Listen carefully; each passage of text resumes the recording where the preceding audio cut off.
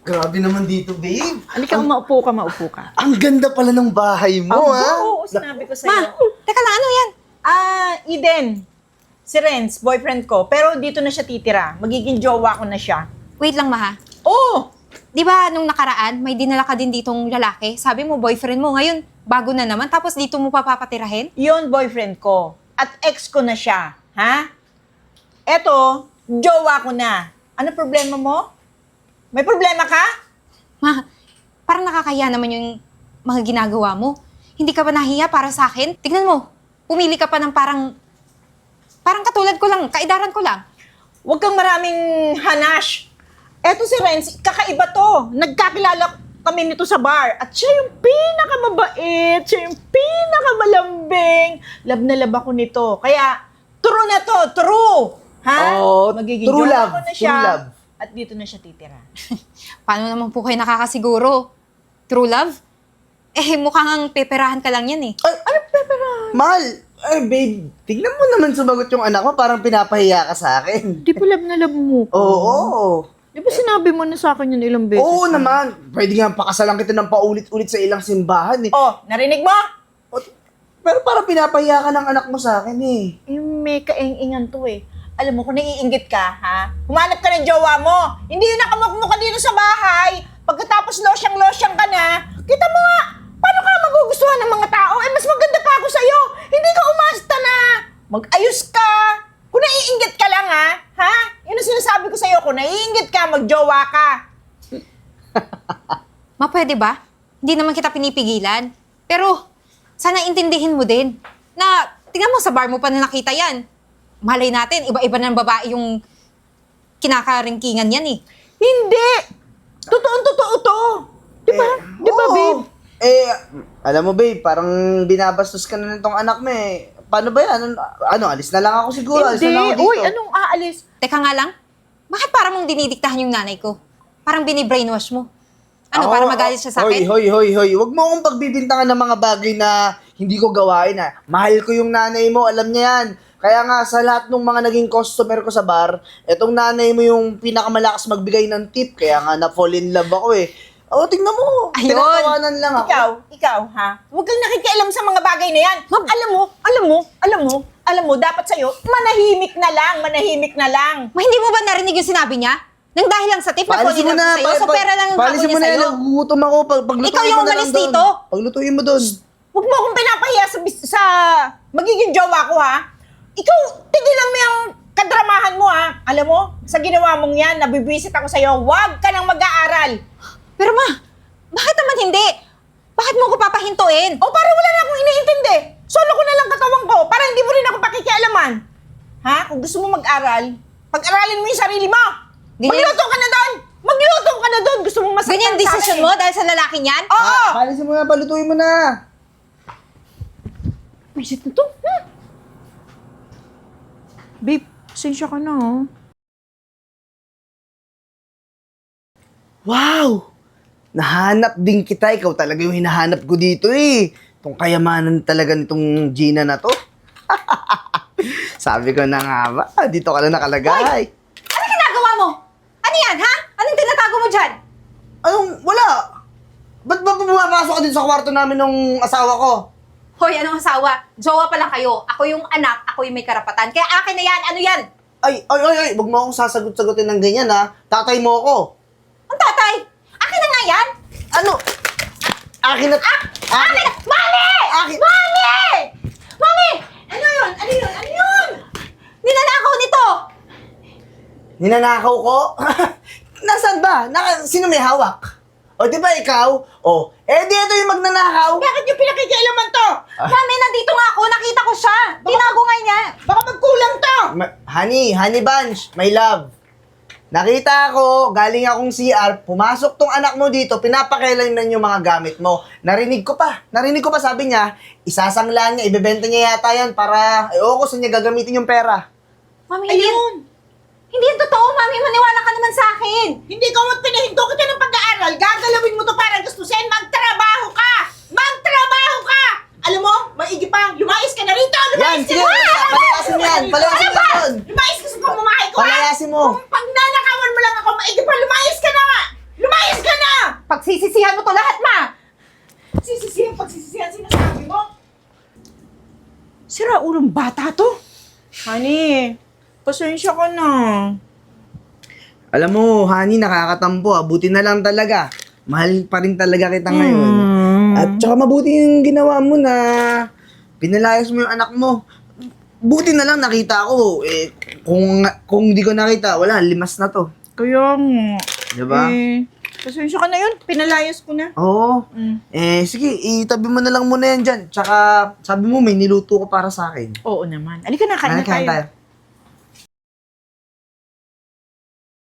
Pinsan, pasensya ka na ha, pumunta ako dito sa inyo. Ano bang nangyari sa'yo? Ba't basta-basta ka na lang pumupunta dito sa bahay na walang pasabi ah? Eh, biglaan kasi si mama pinalayas na ako sa amin. Ano? Oh, ngayon, anong plano mo? Nandito ako para humingi sa'yo ng abiso na dito muna ako tutuloy. Naku, wala namang problema yan. Paano yan? Di hindi ka na makakapag-aral yan. Eh, ayun na nga, pinahinto niya na ako sa pag-aaral. Gawa ng jowa niyang bata pa sa akin doon na pinatira sa bahay. Pambihira naman. Bago na naman ba yan ni Tita Gina? Oo eh. Nagtataka nga ako kung bakit iba-iba yung lalaking dinadala niya sa bahay. Pambihira naman to si Tita oh. Ganito na lang. Dito ka na muna tumira. Kung gusto mo, mag-working student ka na lang. Kaya mo ba? Oo naman, sisikapin ko na makaya ko lahat ng pagsubok na to sa buhay ko. Tamang-tama. Kulang ako ng sales agent sa company ko. Alam mo naman, kung ano-ano lang yung mga binibenta ko. May damit, chocolate, kahit ano dyan. Kung kaya mo naman pagsabayin, di, go ka na. Ano? Oo, go ako. Basta, Basta. makapag-aral lang ako, makatapos ako ng pag-aaral. Ganun naman pala eh. Basta kapag may kailangan ka sa school, sabihin mo agad sa akin. Huwag kang mahiya ah.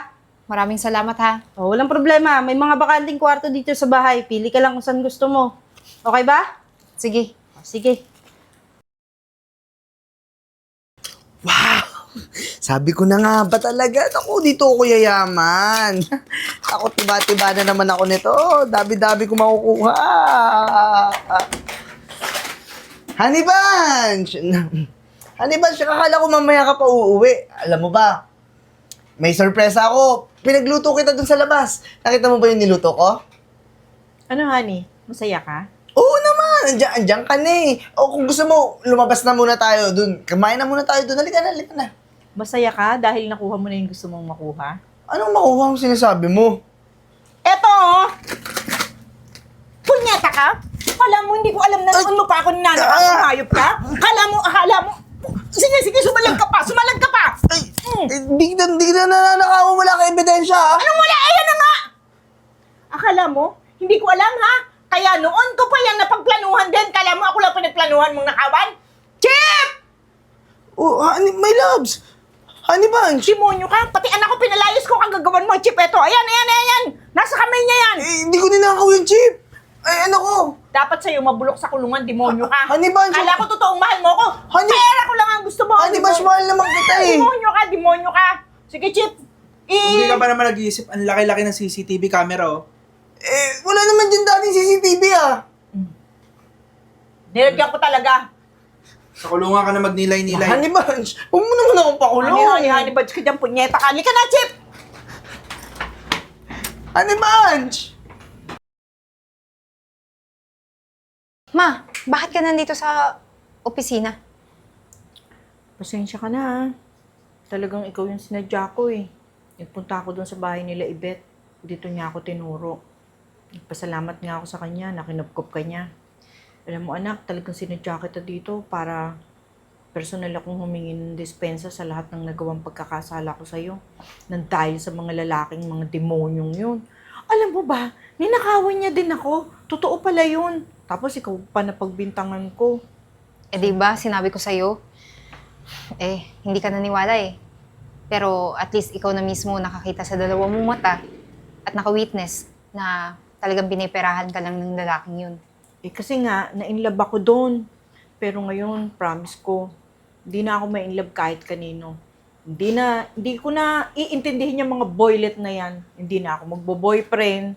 Talagang ikaw na lang iintindihin ko kasi anak, Mas importante ka pala sa akin. Ikaw lang yung nag-iisang anak ko, tapos mawawala ka pa.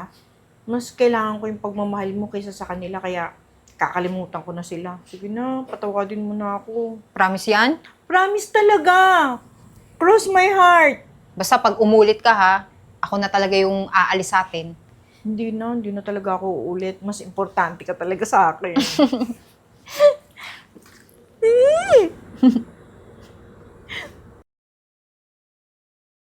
Ang galing naman ng anak ko. May engineer na ako ngayon. Engineer Eden Heruela. Wow! O di ba? Sabi ko naman sa'yo dati, pag-iigihin ko yung pag-aaral ko at magiging proud ka sa akin, kaya ito na yun. Kaya nga. O di ba naman ako din, nag-promise ako sa'yo na talagang going straight na ang life ng mamalush mo. O di Honey ba? Bunch! Honey Bunch! Honey Bunch! Ikaw nga! Ang tagal natin panahon din nakita. Gutom na ako. Baka pwedeng tulungan mo ako. Anong pakialam ko sa'yo? Ha? Anong tulungan? Sira ulo ko, ba't ka nakalabas? Tapos na yung sentensya ko. Nagkahanap nga ako ng ibang trabaho. Di na ako tinanggap sa bar. Kaya namumulubi na ako ngayon. Baka pwedeng ang tagal ng panahon. Tulungan mo naman ako. Dapat nga sa'yo makulong sa bilangguan eh. Tulungan mo na lang. Gutom na ako. Kapal na mukha. Hoy, ang kapal naman ng mukha mo. Sana di ba, nung nakita mo kami, umiwas ka na lang. Talagang manghihingi ka pa sa amin matapos mong pagnakawan yung nanay ko? Kasalanan niya. Kaya ba't ako nakulong eh. Kaya bigyan mo akong tulong ngayon. Tarantado. Ikaw ang may kasalanan nun. Pinatira na kita sa pamamahay namin, ha? Ginawa kitang tao. Pinagmukha kitang tao. Pagkatapos nagawa mo pa ako nakawan, tama lang yan sa'yo. Ang kunat nyo. Mga Lumayas madamot. ka na! Mas matamot ka. Lumayas ka sa harapan namin. Sinisira mo araw ko.